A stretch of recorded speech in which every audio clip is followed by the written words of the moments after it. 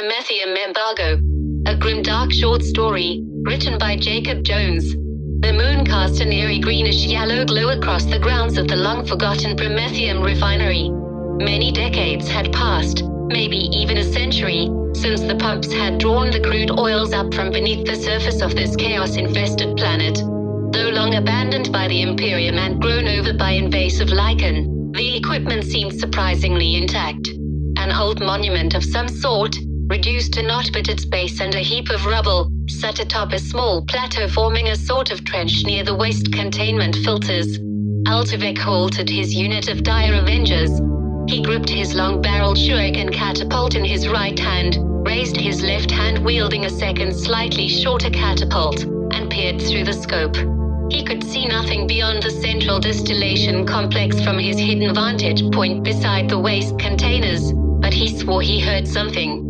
Mentally he cursed at their misfortune, having been the only unit to survive their most recent incursion and finding themselves completely without a way back to their craft world.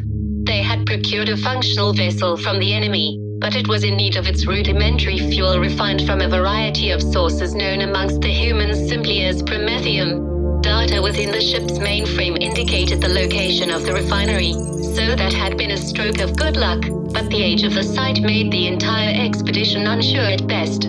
The odds weren't good, but it's what they had to work with. See if this heap is still functional, the ex-Ark whispered over his shoulder. One of the other Avengers began checking the filtration panel. Everything looks operational, sir, the Avenger replied. A definitive metallic crunching sound immediately drew everyone's attention across the seemingly empty grounds of the refinery.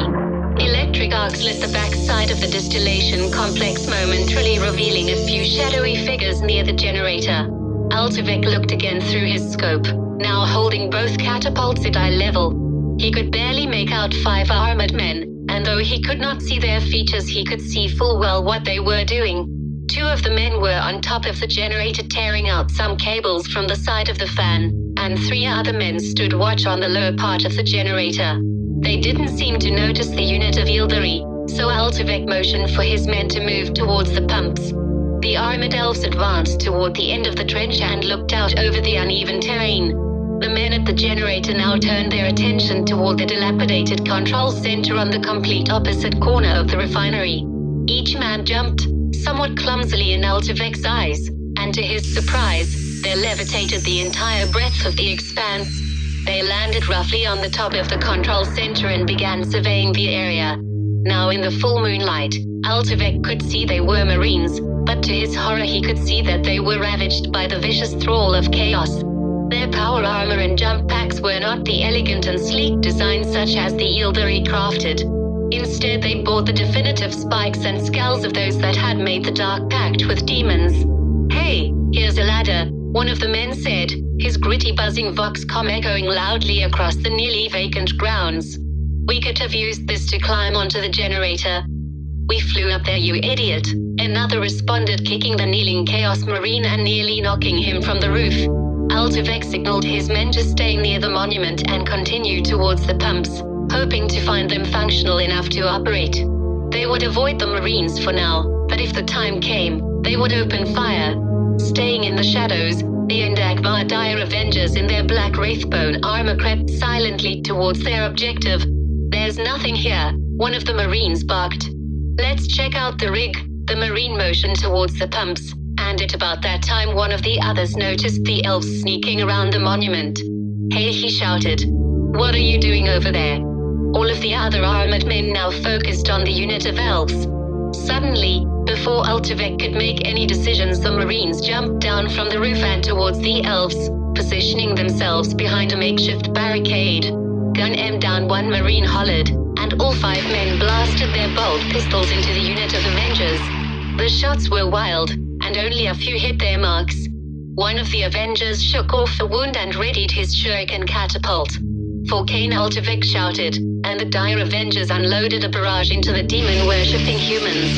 The power armor of the Marines was tough, but not tough enough. One man went down as 2 razor-sharp shuriken discs sliced through a gap in the neck of his armor, nearly severing his head. Hot blood spurted from the horrendous wound and onto his fellow Marines, only fueling their chaotic rage lust further. The fight for Promethium had begun. The Marines moved forward, but Ultivec had a trick or two up his sleeve. Before the attackers could make their charge, the XR urged his men to strafe sideways, continuing toward the pumps.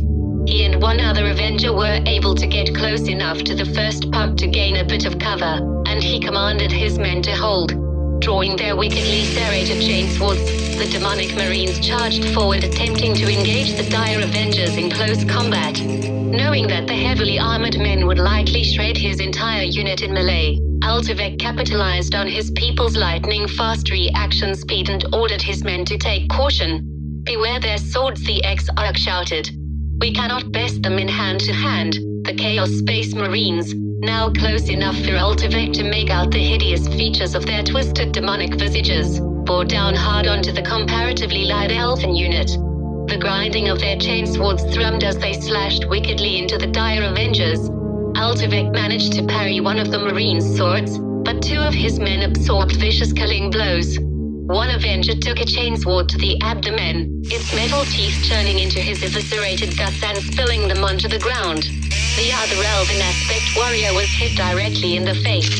His helmet split down the middle, and his head began spewing bloody brain matter in all directions. "Fall back," Ultivec ordered. The two remaining Avengers complied, and the elves moved flee to the opposite side of the pumps. They readied their shuriken catapults and launched another assault on the Marines. The bladed projectiles hit hard this time, dropping two more of the Marines, chewing through their power armor, and sending a red mist of gruesome slop into the air as limbs and torsos fell. The remaining Chaos Marines started to charge forward again, but one slipped on the bloody ground and halted their engagement. The other man glanced sideways at his clumsy counterpart, shrugged, and readied his bolt pistol. Picking himself up, the fallen Marine readied his pistol as well. Ultivec did not give the men time to attack as he and his remaining Avengers opened fire once again. The razor-sharp shurikens cut cleanly through the armor of the Chaos Marines, sending their souls to the warp to be devoured by whatever vile demons they served. The fight was over, and they had lost two more Eldari. The mission, though, was still incomplete. All that was left was to collect whatever Promethium they could, and get back home. Ultivec gathered the soul stones from his fallen subordinates, taking solace that they would not be eternally damned, and ordered his men to head to the distillation complex. If there was any Promethium here at all, that's where it would be.